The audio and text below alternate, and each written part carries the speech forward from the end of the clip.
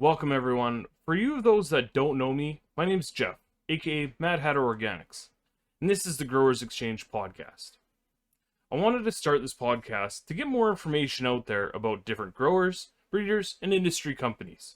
So stick with us as we exchange all types of grower knowledge. First off, I'd like to thank our sponsors, Autopot USA, for the best plant-driven automated watering system out there.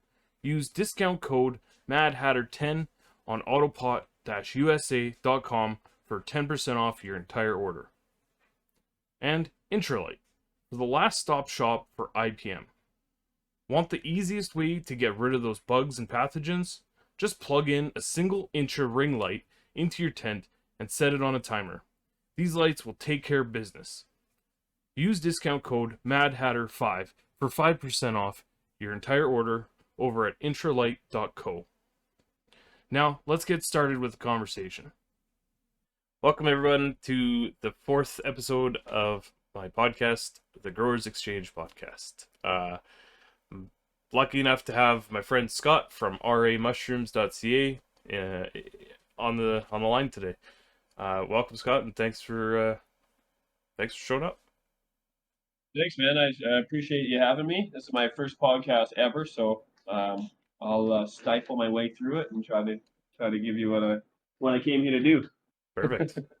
Awesome. We're gonna get into some mycology talk today. So I guess I first stumbled upon you through a company I was kind of affiliated with. Was doing a little work for them, I guess, back east, and they had a couple kits. I messaged you. I said, hey, what's going on with these kits? I'm kind of interested in mycology. I was learning on other podcasts about the benefits of mushrooms and psilocybin and whatnot. And yeah, you're so gracious to me, and you sent out a kit, and I was not expecting that, and I will forever be thankful to that because that started my entire journey. Um, You uh, know, I had not to cut you off. I apologize. I had talked to I think if we're talking about the same group, they're going to do a review on some of my grow kits. I think yeah, is that right? yeah. And and I had by that time I had sold quite a few of them. I had them up and running. I'm not sure if it was with raw mushrooms or the two fungi at that time, but at the beginning of the grow kit development, I had looked around the online community and I had noticed certain companies that were producing these high price grow kits, and then the methods behind them were very, well, I guess, archaic now, but at that time that seemed to be what everyone was following, and that was the norm. So I had always been wanting to do this my whole mycology experience from the first time that I got into it. Me and my buddies, we used to grow together and show together, I guess you could say. I used to I used to be like, one day, man, one day we're gonna be, it's gonna be legal, and I'm gonna have a fucking, part of my language. I'm gonna have a Oh, it's all store, good. all of this stuff, right? I'm gonna have my own methods to do this and all this stuff, and everyone's like, yeah, So when I started to see that stuff online is when I kind of got a little more serious about it, because I wanted to, um, prove my worth, that I knew what I was doing, but also deliver people a kit that works, and a kit that works consistently. Something that you, with no experience, you could just get it, assemble it, and set and forget it. And that was what I was really working towards at the beginning. But now, now that I'm this far into it, um, I don't know. The visions are similar but changed. I'm really trying to make it the easiest possible thing you could do and achieve the same successes as an experienced mycologist, I guess. Yeah. Yeah, and it worked. It worked wonderful for me. I had two awesome flushes off of it. With zero experience, you kind of held my hand through the process and told me what to do. Just keeping everything moist and I had a very basic setup. I had a, it was a small little tent, one of those Amazon greenhouse tents. No, you know, hardly any humidity, and I was, just using a spray bottle to mist everything. And that's really what it comes down to is not everyone this is what I'm really trying to design the kits for people that have minimal investment, nothing. I don't know if you've seen my little kid running around here, but in my farm, it's not like a science lab, like a GMP facility or anything like that. It's very much like a family farm. Like there's dirt on the floors, and there's kids running around. So um, with those variables, I wanted to prove that you could do this in any environment. And with the help of guys like Dan over at Micropose with the filter developments and all these eh, you know um, outside innovations to really bring mushroom cultivation to us, to a home level consistently. Uh, that's sort of where I'm sort of going with this. I'm trying to prove the concepts that spraying mountains of Lysol in the air and really trying to um, overcompensate isn't the way and the technique to do things. Understanding environment and conditions in which the mushrooms need and the mycelium needs to grow is more of what I'm trying to break down for people to understand. Perfect. Yeah, it's I mean, it worked for me. It literally sent me down a journey. Sorry, what was that? I think that's good. Yeah, yeah. It literally sent me down a path, a journey to so much more. It's been a life changer, beneficial, life changer for sure. It led me down a path to grow other types of mushrooms as well, and you supply those same mushrooms as lion's mane. Um, I have in my family, I have a disease called Huntington's disease, and it's kind of a triple threat. It's like dementia, Parkinson's, and ALS all in one, and so it's a neurodegenerative disease. And lion's mane, I found out, is a neurogenesis, or it helps neurogenesis, so it helps rehabilitate and create new neurons in your brain. And I was just amazed how, you know, beneficial that could be. And so as soon as I found that out, I was like, I have to get my hands on some of this stuff, and I need to start taking this. Well, if you can protect your neural pathways, that I think at an early age, you will live long and happily into your older age without these problems. Outside influences obviously are tearing us down, and the consumption of the things that we intake into our bodies, unknowingly and knowingly. These are all counterintuitive to that. However, like anything, what you put in your body is what you're going to get out. So I'm really happy that this last 5 years, I would have to say, that Western culture has really adapted this, and they're really taking it seriously. And I'm not like I feel as if it's either a Trojan horse or you know being with the farm. I don't really want to talk about too deep about that, but did they know that this is coming? And because they want to patent this now, did they realize that this is a worldwide movement, and not only that, but a cultural shift as well for not only mental health but physical health as well. Yeah, seriously, little man. So this is a really cool time to be alive. What do you don't think? This is a really cool time to be alive for all of this, and you know what? I feel really blessed that I stepped up to the plate to try to help people, and that's sort of the direction I'm going with it now. I just want to, whatever happens with this profile or this platform, is just that I reach out to as many Canadians and worldwide people as well if I'm that far reachable, and just share my knowledge, my products, my abilities that I can I've been saving email lists since I started doing this of just the people that helped along the way, and so. if anything were to go south or positive, I have, all this feedback I'd love to share and put out to the world. Yeah, yeah, for sure. Um,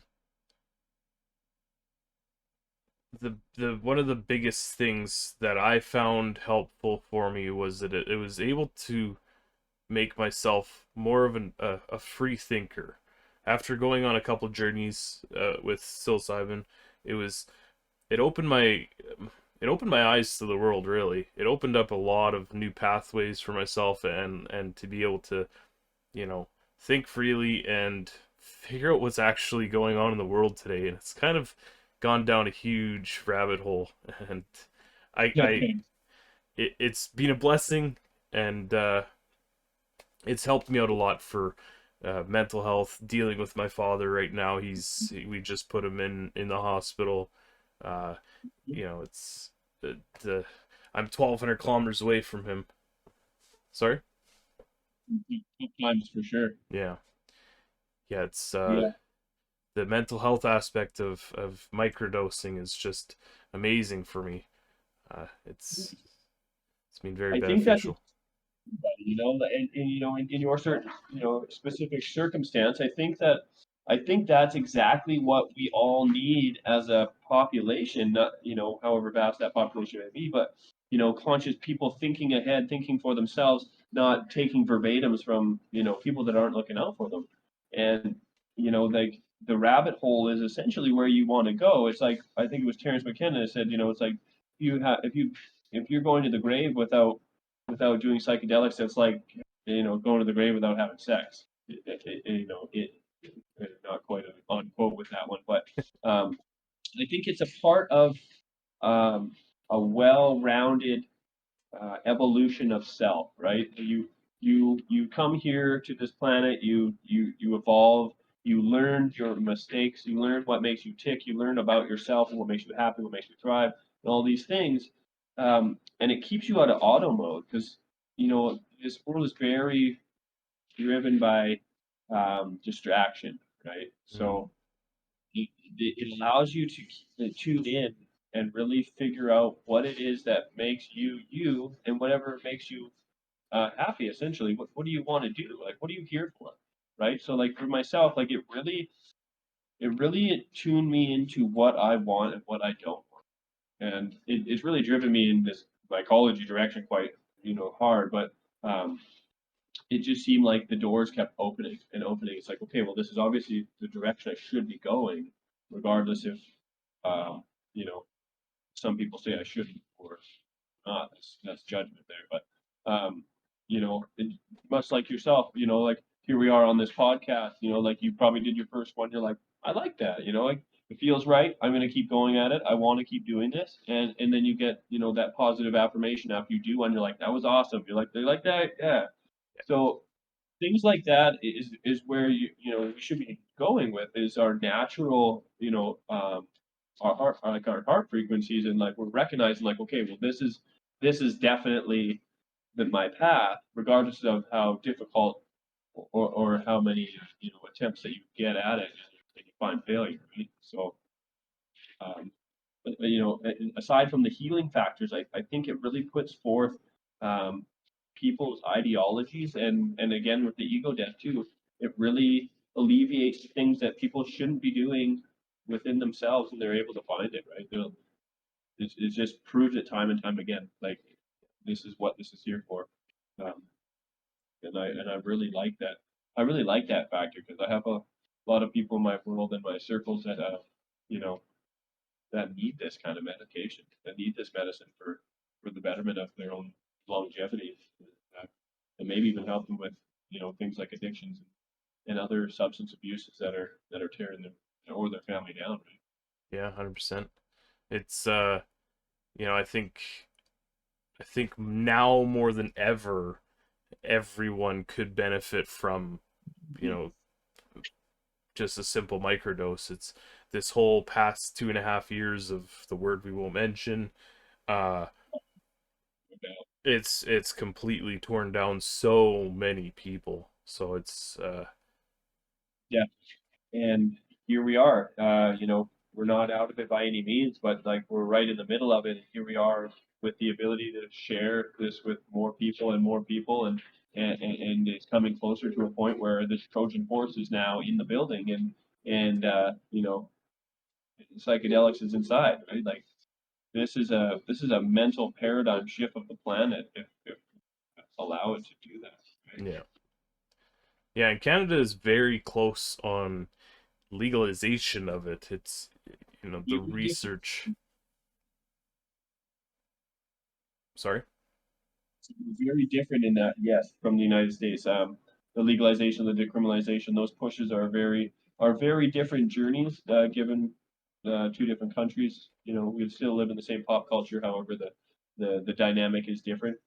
But we have had a lot more progression in the Canadian side of psychedelics. I feel like, Hmm. and I really have tried to make myself available to the necessary people that have needed my skill set to help them get there, right? So Yeah. I really think that Canada can really forefront this, and I know that they botched the job with the cannabis, and corporations watch everything with regards to natural healing and things of that nature. But I think the population still won from that.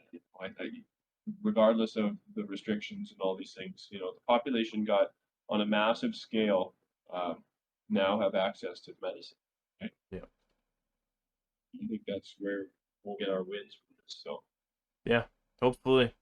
There's been lots of research into it and lots of positive feedback coming from a lot of people. So hopefully it can lead down that path one of these days. yeah, I'm in mixed reviews on all of this. I've helped several teams that have had big business involved, and it's going down the same route you think it's going down. But there are good people inside it, especially in Canada. There's good people behind these teams, so um, you can put the gift up in the air, and you hope it reaches the right people. So that's all you can do. Yeah. All you can do. Yeah. All right. So I guess let's switch it up a little bit here. Let's start talking about how you can actually culture and grow your own psilocybin. Okay. Start where you think you want to start off with. You want to start with spores and agar plates, or do you want to? Well, I would say, coming into it, never seen it before, never understood it before. I would say that you're going to want to, depends on how involved you want to get. However, if you want the mushrooms, there are ways that you can bypass a lot of the microbiology or the mycology aspect of it, and simply get to that point. It is a cool experience, and it is very fulfilling seeing it come out of the ground, much like cannabis. You know you you're patiently waiting like a kid on Christmas morning to open your presents. Um, but there is definitely some technicalities that you will run into that will either cost you a lot of supplies, money, or time if you are inexperienced. So, um, but I will shed some light on it right from the beginning. I guess I think your best here in Canada. I guess your best bet would be to you'd want to acquire some spores from a trusted vendor. There are many out there. That is a different game in itself. But if I were to share one or two with you, I call upon a local to Vancouver Island here, woodlandformations.ca, a viable source for spores, or you could use a bigger one like Spores 101. Um, these will all give you a good variety of Psilocybe cubensis mushrooms, and you basically want to pick something that you can visualize. If they don't have any visualizations of their product, that makes it a definite challenge. But visualize something that you'd want to see and you want to have fun with, and you get the most enjoyment out of it. There are so many varieties. So, so yeah, I would definitely. I would definitely choose a recommended spore supplier. You know, you can go on Facebook, find that out, and then once you get them, this is where this all unfolds into a world of different things for you. You now have to activate the spores, germinate them, I guess would be the terminology you want to go with. So you want to germinate the spores, and then you also want to select what kind of phenotypes you want to build, and so this is where it all becomes very technical. Um, if you really, really want to get into mycology, I would suggest um, learning that on the sideline of what you're trying to do, like starting from a spore and then hoping one day you're going to get a mushroom versus this is where my company sort of came into play. I wanted to really give the person the experience, and then from that point, then they take the science back, because this is what's deteriorating a lot of people from getting into mycology and staying in it, because once you understand it and once you know it, it's something that you really don't want to stop doing, unless you run into problems and or financial aspects of that. But so my company, what we want to do is we want to deliver the product and also the byproduct for you to further on, but we want to get you there without having to bang your head on the wall, threaten to quit, burn your house down, and go all through all these things. So for me, I would say the spore, starting from spore, is you know, not something that I, you know, really want to recommend for everybody. Um, and I'll probably get a lot of negative feedback on that, but that's fine. And this is also where when I started the company up, I wanted to supply genetics. I wanted to supply grain spawn to people that was pre-sterilized, pre-hydrated to professional capacity, and cultures that are already selected for phenotypes that work.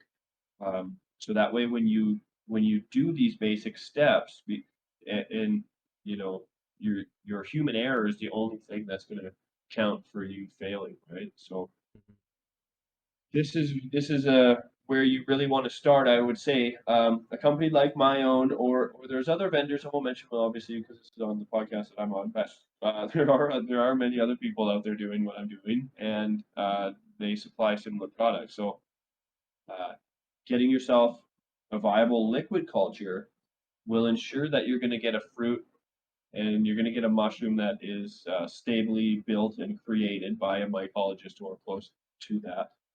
And then if you're looking to buy sterile grain spawn, um, then you're getting a product that's actually the concept's already been proven. You don't have to search message boards high and low to try to find out if you're doing it wrong, if you're getting it wrong, and then you can go from there. So once you have that, you can really start to fast forward it, because analytically you can break down what you get as a product, have a look at it, and then you're that much forward. But you can also use that time where you're growing with a product that actually works to do the research for future growing if you really want to continue the hobby. And so that's sort of where I'm trying to keep this with my own platform, is I want to help people get into it without losing their shirt and losing their minds, right? So Yeah. I found that the kit that you actually sent me out, the monotub kit, was probably the easiest way for me as a beginner to start off. You already had the myceliated grain jar. You had the sterile cocoa manure mix. It was just a matter of me mixing it together and throwing a lid on it, and that was yeah, I don't know if I took all the fun out of that or anything, but yeah, I think it was the easiest kit that I had ever created, and I thought, I had scoured for the right tub forever, and now I still am. I'm always trying to innovate without having to develop one of my own. But I really wanted to make it the easiest thing anyone ever had to do, and they're like you literally have to light this on fire to not get your mushrooms. So I wanted to ensure that everybody got their mushrooms, right. So not that there isn't entropy and failure, and human error, but almost everybody that I had a failure with in my company to date, I've tried to reconcile and send free product and replacement to everybody. So, this is where I'm not about turning that profit to keep my family fed, but aside from that, I'm really out there to help the people learn and on a scale. Like I want everyone to do this. I would like everyone to run it through, and get what they came to do. So um, I think creating a product that works every time is the goal, but obviously, you can't always get there. So, but I'm really proud of the kit that I did create. I think it has a lot of validity all the way up until a standpoint of having a farm of your own, right? Hmm. Um, and now that they have new techniques out that other people have developed, and we've adapted those into our farm here too. Um, it, you know, uh, it's just going in a really awesome direction to create easier and easier methods for people to get their medicine. Yeah, yeah. With um, if I mean, if you wanted to go down the whole spore syringe type stuff, for myself at least, it was kind of overwhelming to like say, okay, well, I need a sterilizer to sterilize the grain, I need a sterilizer to sterilize the bags, do all this Sure. kind of stuff. You're going back to your kid. It made it super easy for me, but it also got me down that path of wanting to learn how to do that in spore relating. Well, with each step and each stage comes, different environmental factors and different anomalies that you need to learn and be suggested by somebody who has the experience in that, right? So, um, when I started, it was pretty vague, and I would just, I never had any fear of like losing a tub or losing product or anything like that. I was just in it to learn it. So like I'd crash tubs, I'd crash rooms just to be like, okay, like does this work? Can I try this? Like, I tried 10 different tubs, I tried 10 different things, and I try to look at the outcome. I try products on it, I try different methods of cultivation altogether, and I was really trying to just define what it is that they want. Like what does this condition want, and how can I suppress it, grow it, or maintain it, and given different circumstances, right? So I think a lot of why I'm able to have this platform now is because I've done a lot of that, and I've ruined a lot of shit. So, um, thankfully I've got a significant other that's put up with all of that and allowed me to create all this havoc. But that is the most important thing with mycology is breaking down the barriers of bullshit and getting the brass tacks, right? Like um, there's a lot of people spending a lot of time on these message boards, and not that I haven't, but I can peep into it nowadays and comb it over quite quickly, and I can see a picture and tell you what's wrong or not. Whereas you know most people would never be able to do that. So I think the best thing to do is give people the goods and make it accessible, free knowledge, and just allow them to explore and have fun. Right, like the products I'm trying to make are I'm not trying to break people's bank. I mean, you take time, equipment investment, and experience into play, and obviously there's a charge for that product, but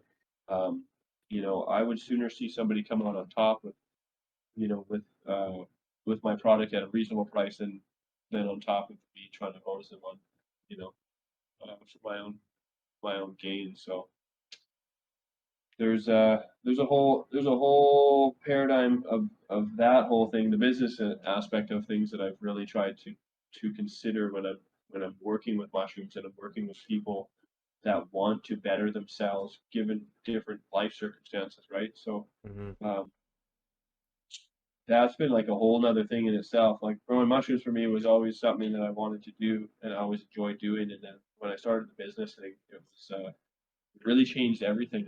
I knew nothing of business. I knew nothing of online presence. I knew nothing of helping people, aside from the personal circles that I've done. But man, it's been a whirlwind for sure. I don't know. Oh yeah. Well, had I not chosen the path, I'm not. I might have had more hair, I think. Yeah, I hear that. All right, so kind of getting back to how you want to get started doing this. First step is kind of maybe just getting some spores, some syringe Yeah, spores. so I would pick up some spores, just trusted vendor, try to find some up from a friend or a trusted vendor. Um, you know, running a running into this, um, I guess, bottleneck of, you have the spores. What do I do with them? So depending on how you got them, if you have like a dry spore swab, which would have been a swab is essentially spores on a cotton tip, a sterile cotton tip, and then you can now wipe them or smear them onto what is known as agar, which is a vegan gelatin, um, and then some micronutrients as well to make the host eat the environment, right? So once the spores germinate, they will begin to consume and grow out their filaments, and they will continue to divide until a certain point where you're going to want to select from them. So at this point is where it becomes challenging. Um, you if you've never seen it before, you don't know what it's going to do. Um, you can take your best guess, but just because you have the healthiest looking growth doesn't mean it's going to give you the healthiest growth in the fruit body. So I recommend for everybody that's going to do it that way. So you germinate and you get your result. You get your mycelium growing on the agar. Um, I would take that, let that finish the plate off, and I would take that directly to grain. For my technique, I like to split it in half.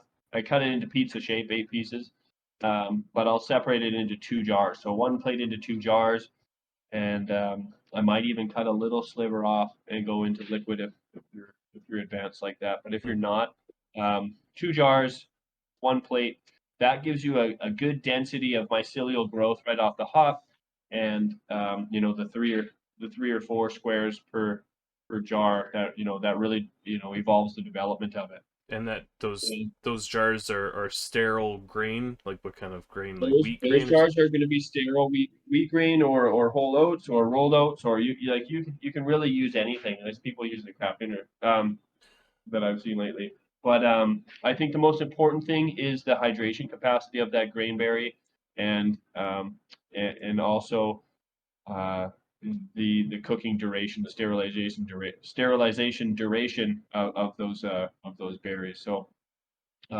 obviously, the 120 degrees Celsius is the given temperature for sterilization.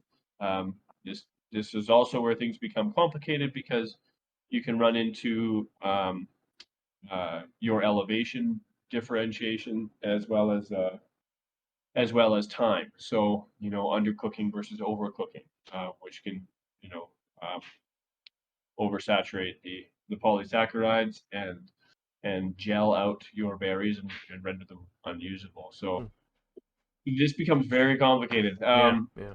So you know, again, if you're gonna do this, obviously it takes a wealth of reading. I would get a novel, a quick how to grow mushrooms, or depending on what kind of mushrooms you like.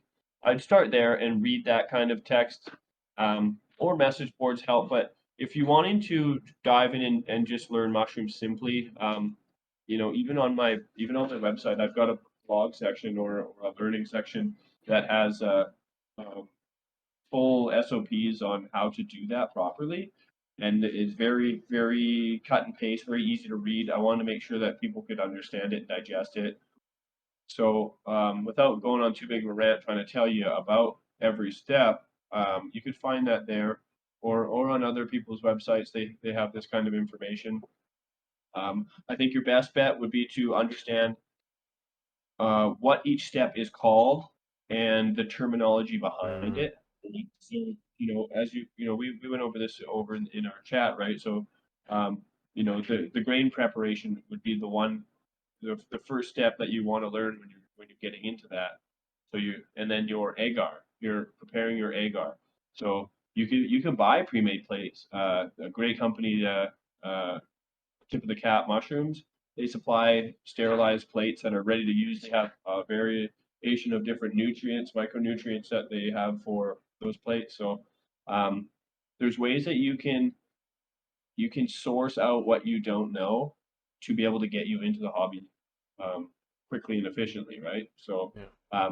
So for a long time, I was just buying plates because it was uh, much easier than me trying to pour them.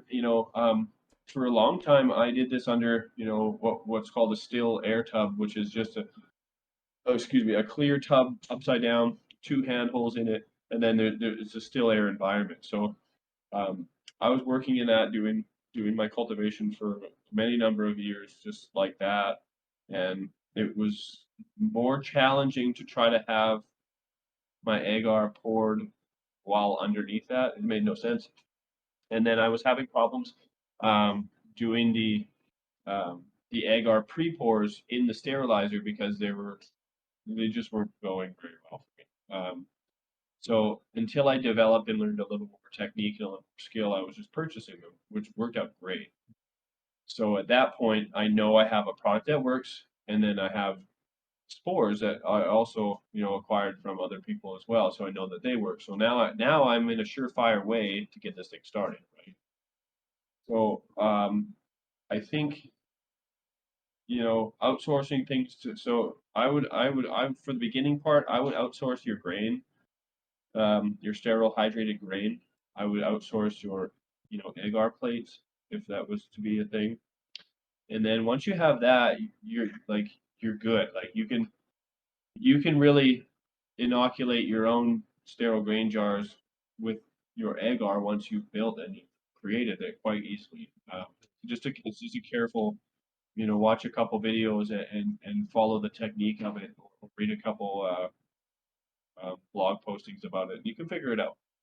And then that alleviates a lot of the variable behind all that, and then you're off to the races. And then once that colonizes, then you have to prepare your substrate, which is not as hard as you would think, given the new techniques out that are people have developed, like the bucket tech, and essentially taking a 650 brick of hardened pressed coconut coir, and then you're pouring hot water over it. So you're pasteurizing it, and then you're just allowing it to cool down naturally in a bucket.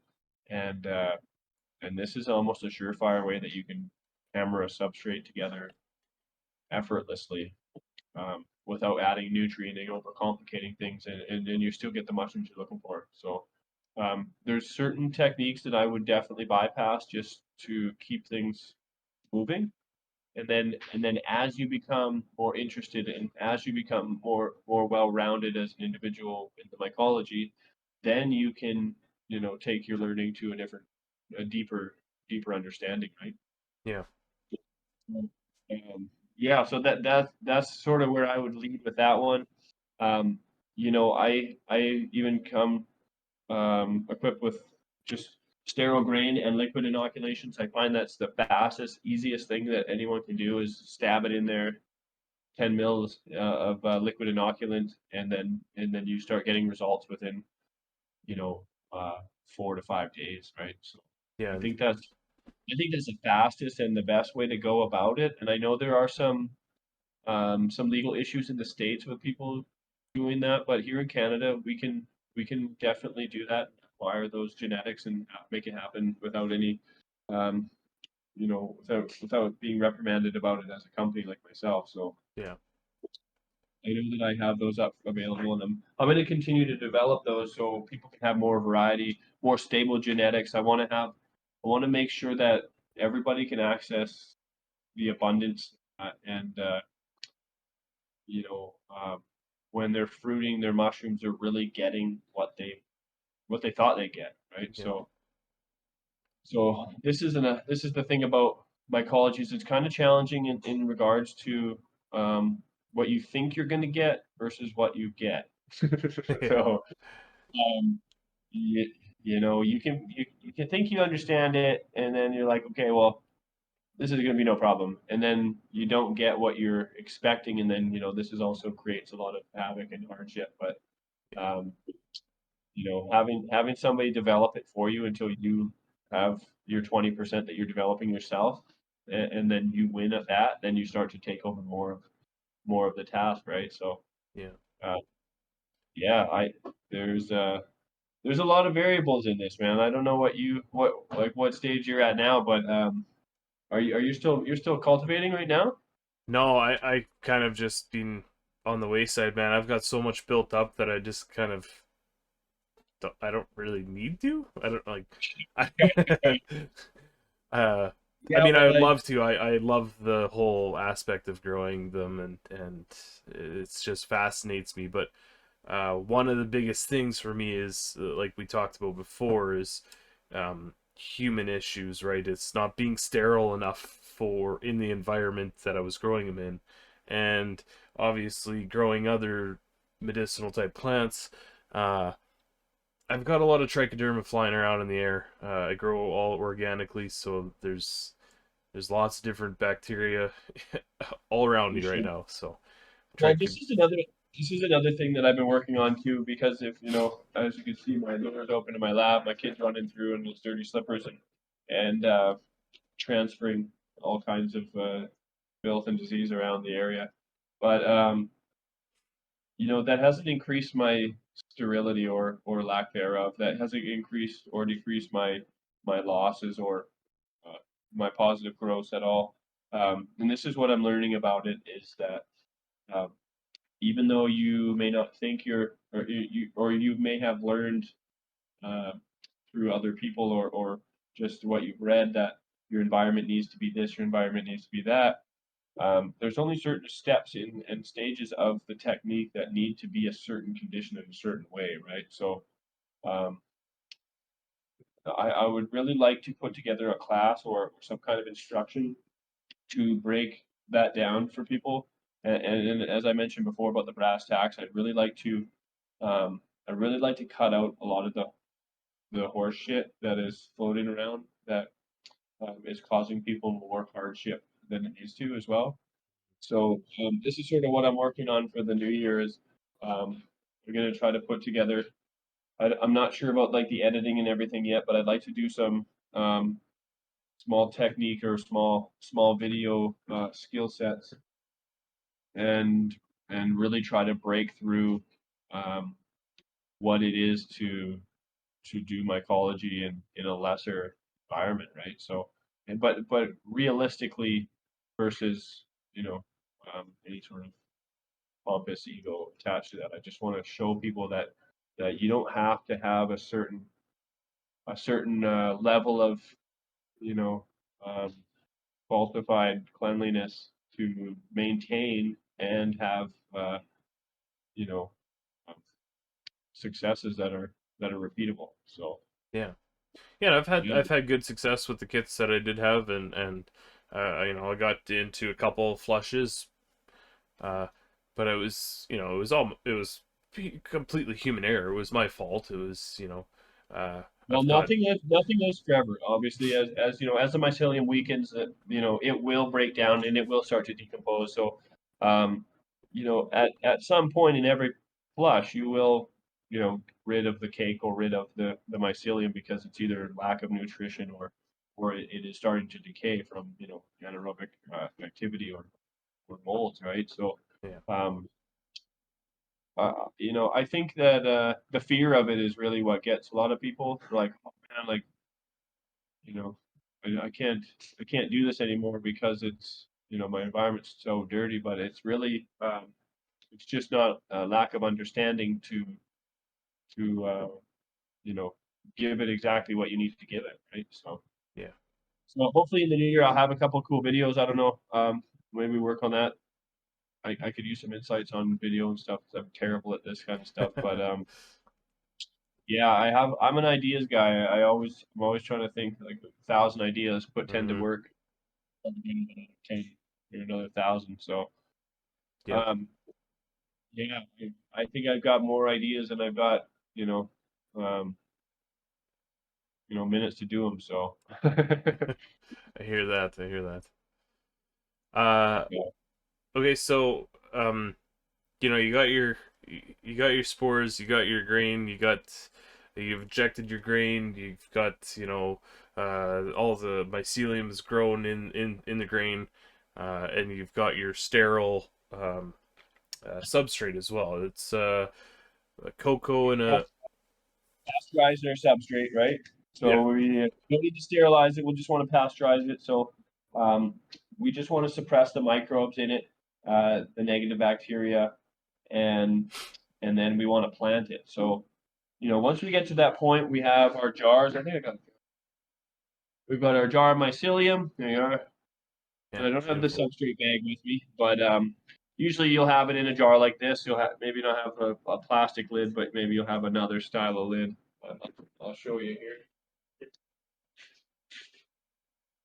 So this is a standard lid that I sell on my website. So you'll have a gas exchange port. This is a micropose.com port, and this is a micropose.com injection port.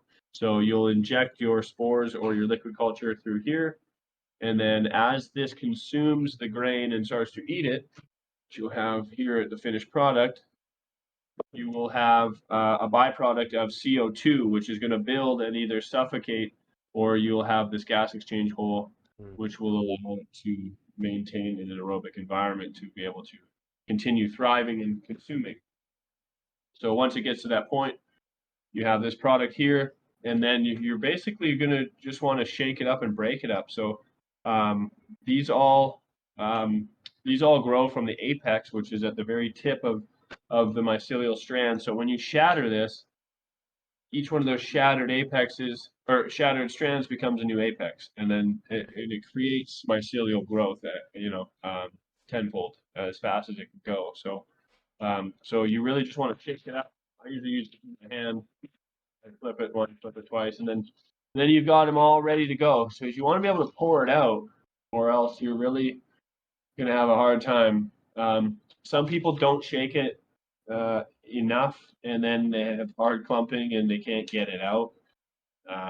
Then you got to spoon it out. It becomes very difficult. So I find that you know I like it to grow to a certain degree, and I'll shatter it up, get to about 70%, shatter it up again, and then right when it's about to be finished or is finished, usually won't finish before I shatter it again, just to keep it light, and just so there's no chunks, there's nothing impeding it from falling out of the jar.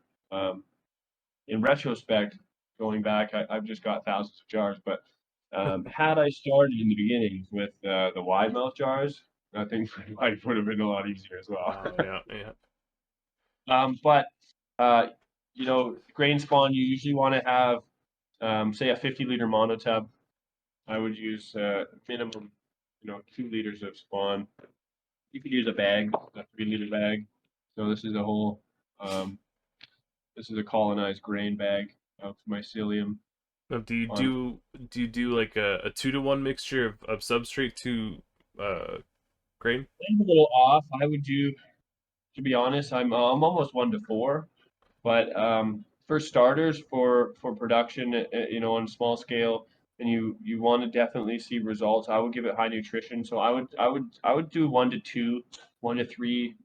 Um, that being for every liter of spawn, double or triple the maybe not triple, but double or triple the substrate. So if I'm going to do 2 liters of spawn, I'm going to want to have 4 liters of substrate, or double that into 6, or triple that into 6. But I usually run it 2 liters to 8 liters, just being that I've developed the genetic myself and I understand how it performs. So that's an entirely different thing in itself. But as a newcomer, I would go high nutrition, high spawn count. This is many more contact points of mycelium that can race and win in the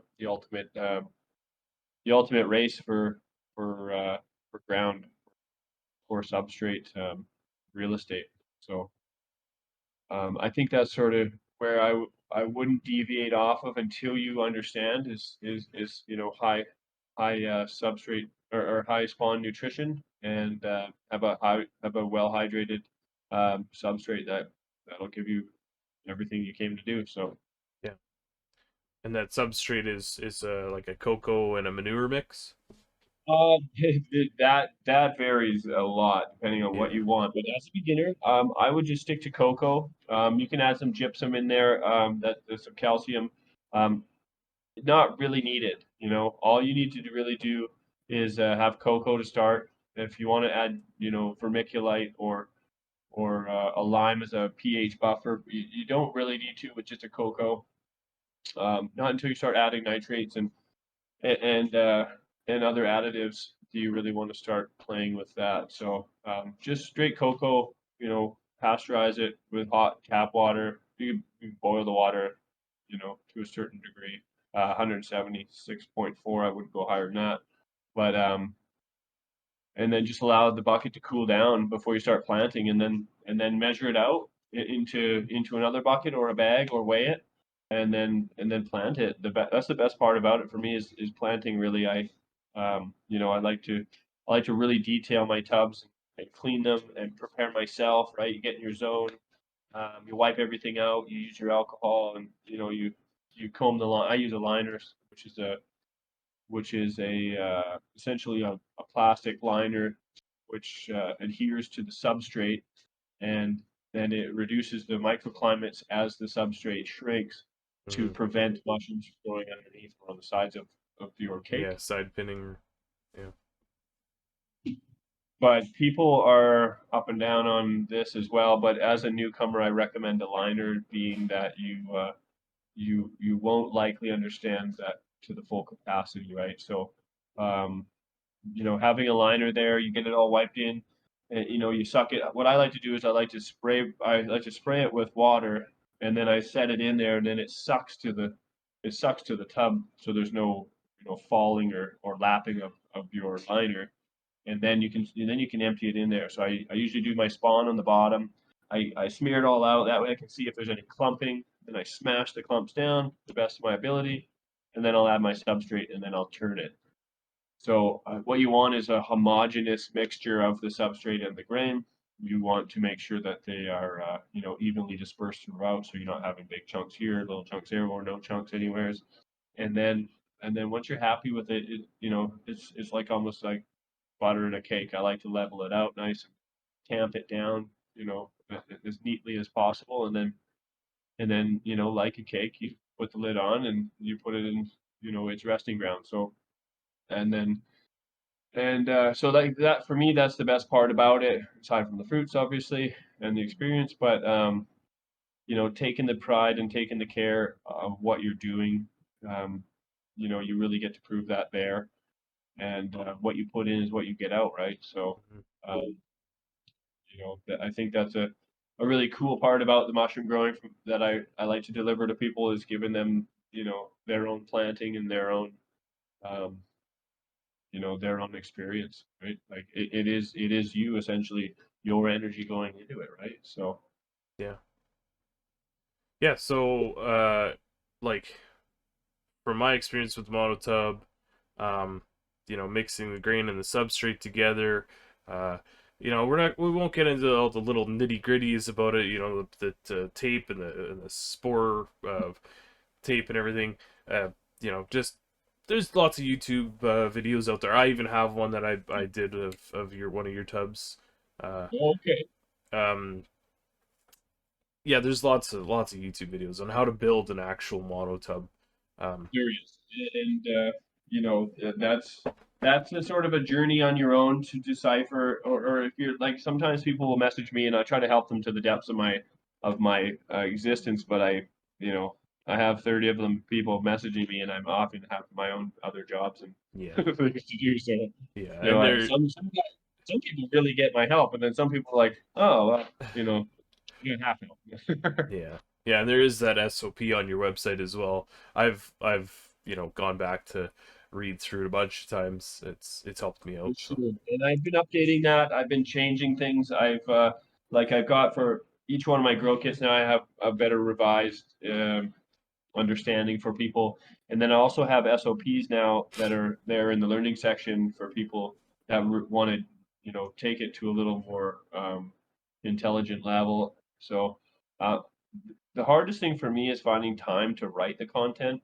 like as you can tell in you know in everyday context, like I'm kind of fucking I'm kind of all over the place. My mind goes so fast, and for me to slow it down to get it out there to everyone else is that's been my problem because it's like I know what I'm doing, but when people are like, well, I don't get it, like I have a hard time being like, okay, well, let me explain it to you in a way that you'll understand, right? So Hmm.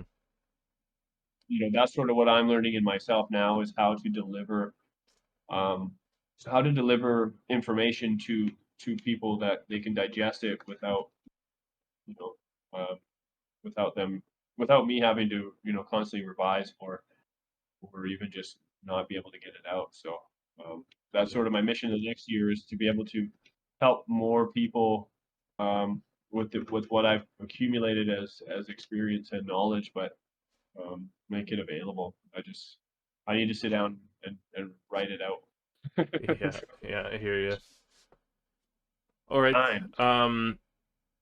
So you've built your mountain tub, you've got your substrate, you've got your grain all mixed together. You want to make sure it's nice and moist. Get a little spray bottle, spray it down with some you know RO water. I mean, you use tap water, well water. Yeah, well, I use well water here at my farm, but a lot of people, they go right to RO or demineralized water or however they want to do that. That's personal preference. Um, after you plant it, you have that colonization time. This is where you don't want to disrupt the mycelium or introduce any sort of competing colonies or any sort of other types of contamination, I guess we'll call it, that will disrupt and give the leading edge to them. So usually in a contamination situation, it grows up to 100 times faster than mycelium. So if you introduce a contamination to it before it's got a stronghold on the cake, you're not going to see those mushrooms. So Mm. this is where the harder part for people is to just leave shit alone. Yeah, don't You be peeking in that mountain tub and getting a piece of cat hair in know, there or something stupid, yeah, right? well, there is the kid on Christmas mornings actor, which is Yeah. fine. Oh yeah. Peeking and looking and being interested, I think that's cool. I think that's the greatest part about it because you want to track you know um, its development and everything else. But um, introducing anything to it, I would not advise on until a certain point, Hmm. which is consolidation, which is usually between anywhere from 7 to 15 days, given the variety and the quality of the genetics.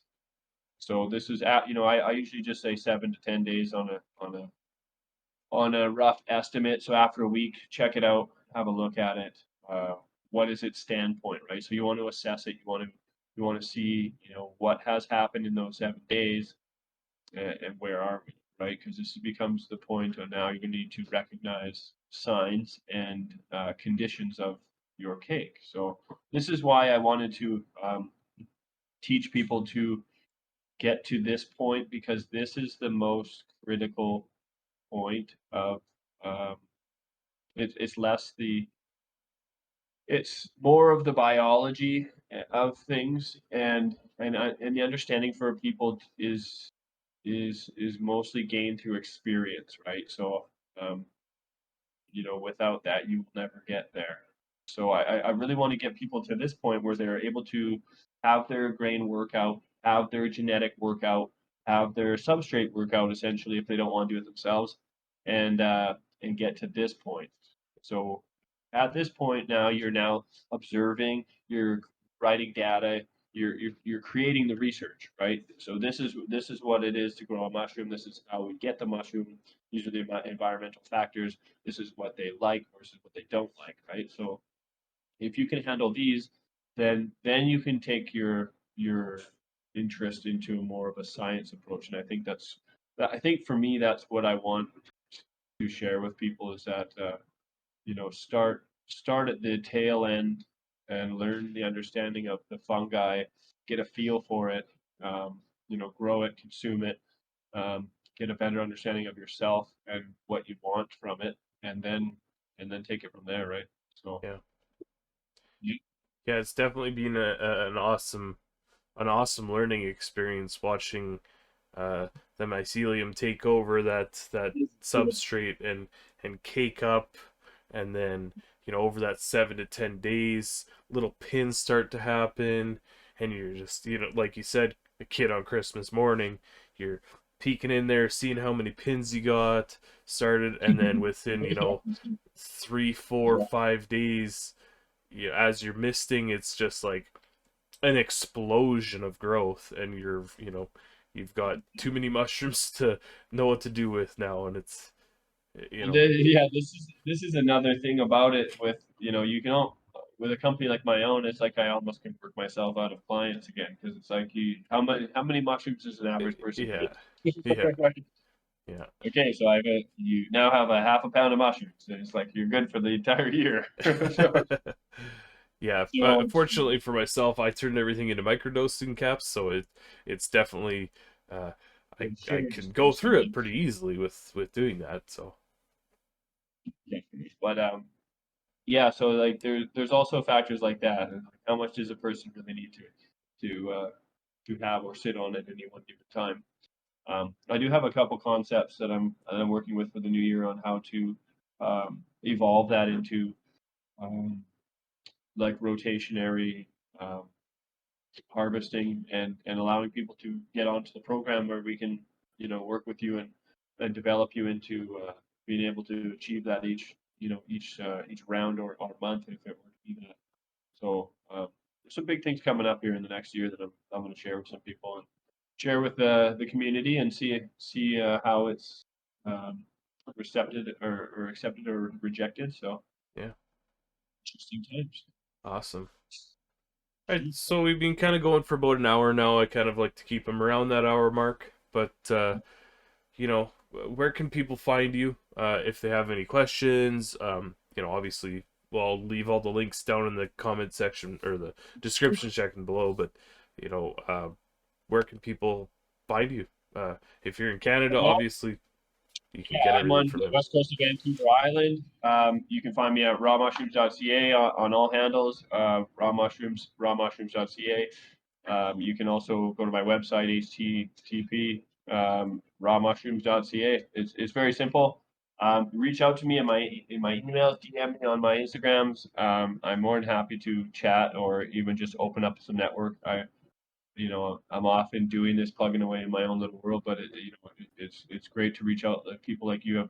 We've gained some rapport and I have more friendships through this than I do in my real world. So Yeah, I'm always happy to accumulate more friends, more contacts, have ideas. Like, man, I'm a spitballer. I love that kind of shit. So um, yeah, feel free to say hello yeah, anytime. yeah. And your sister's also an amazing artist as well. I've got her picture hung up right there. It's in the Your background there. screen's So so little, I can't see it. But yeah, okay. yeah, Yeah, nice. yeah, No, she's incredible. Honestly, if I have anything to say, it's more about her, man. She jumped onto my team a year ago as my creative director, and she has phenomenal knowledge of the science of mental health and the science of psychedelics. If anything, this journey for me is to put her in touch with the right people. Like, you awesome. know, uh, she's somebody that needs to be heard, found, and seen for her incredible ability to adapt, knowledge and science and mental health. So, we're coming up on a couple of shows here in the new year. I'm going to bring her along. Hopefully, she can shake some hands with some people, and as well as myself, and we get to put this a little further ahead each month. So, Beautiful. Well, I mean, if I ever decide to take a vacation out there and take my travel trailer out, I'll make sure I hit you up and yes, I'll come hang out for the night or the yeah, weekend. that'd be amazing.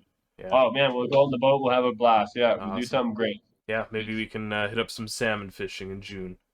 That would be cool. Yeah, Yeah, you bet. Well, the West Coast of Canada, this is where it's at. So right. Yeah, come on, buddy. The invite's open. So awesome. Well, I thank you so much, man. You've been such a yes, inspiration to me and my journeys through the whole, uh, you know, growing and consuming and journeys and everything. It's without you, I don't even think I'd probably be doing this really. So I I'm very grateful and blessed that you'd say something like that. But I'm sure your path is very true and very driven. I'm blessed that I get the opportunity to do this. This is my first time I've ever done this, and uh, nervous as shit because I don't like to be in front of cameras. So yeah, for me to sit here this long, you've opened up my doors to this. So I appreciate perfect. that. Thank you. Yeah, and we'll definitely have to have you on again. I have so many more questions, and I'm sure both of us will be getting a lot of DMs about Yeah, more of this. So I'll try to be a little more prepared next time. We can go over some deeper topics, and we'll collaborate on something greater for the next one. But totally again, I really appreciate that. This is really cool for me.